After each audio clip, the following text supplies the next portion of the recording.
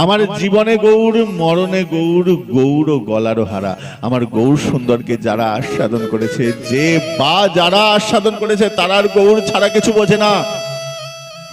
নবদ্বীপের সিদ্ধ মহাত্মাদের গিয়ে দেখো, তাদের দর্শন করো, তাদের উপলব্ধিগুলো গিয়ে দেখবে।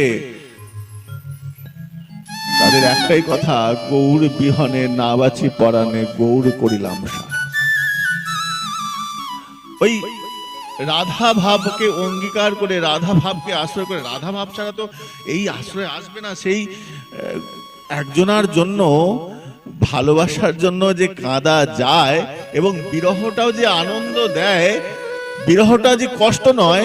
আমাদের জাগতিক জগতে, জাগতিক জীবনে কেউ চলে গেলে পরে আমরা কাঁদি, সেই কান্নাটা আমাদের দুঃখ দেয়। বলেন এই দুঃখটা, এটা আনন্দ দেয়, আনন্দ। রাধারানী আমরা জগতে, আমরা সেই দৃষ্টি দিয়ে দেখি না। এই যে আমরা বলি না রাধারানী, অনেকে বলে, অনেকের মুখে শুনি রাধারানী কৃষ্ণ রাধাকে ছেড়ে দিয়ে চলে গেছে, বলি না অনেকে। আমি মেদিনীপুরে অনেক মায়ের কাছে শুনেছি, মেয়ের নাম রাধা রাখতে নাকি ভয় পায়, যদি ছেড়ে চলে যায় স্বামী। কি মহা মূর্খ!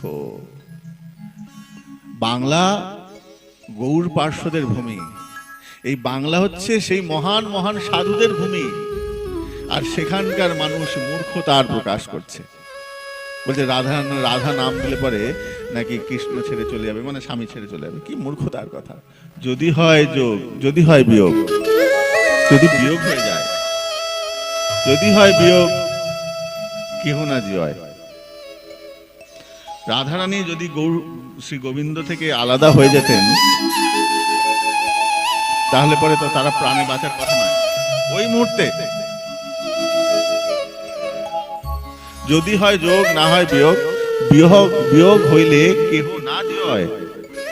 তাহলে গোবিন্দ রাধারানী যদি আলাদা হয়, বিয়োগ মানে আলাদা, মাইনাস, যদি মাইনাস হয়ে যায় বা আলাদা হয়ে যায়, তাহলে তো কেউ বাঁচার কথা নয়। না গোবিন্দ বাঁচবে, না রাধারানী বাঁচবে।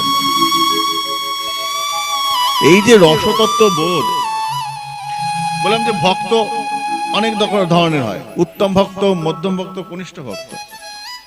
ভগবানের স্বরূপ আমাদের কাছে দুরকম।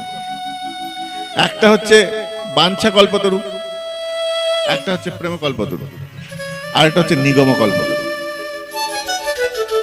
বাঞ্ছা কল্পতরু কারা? বলে যারা দৈহিক চাহিদার উপর নির্ভর করে, তারা হচ্ছে বাঞ্ছা কল্পতরু। ভগবান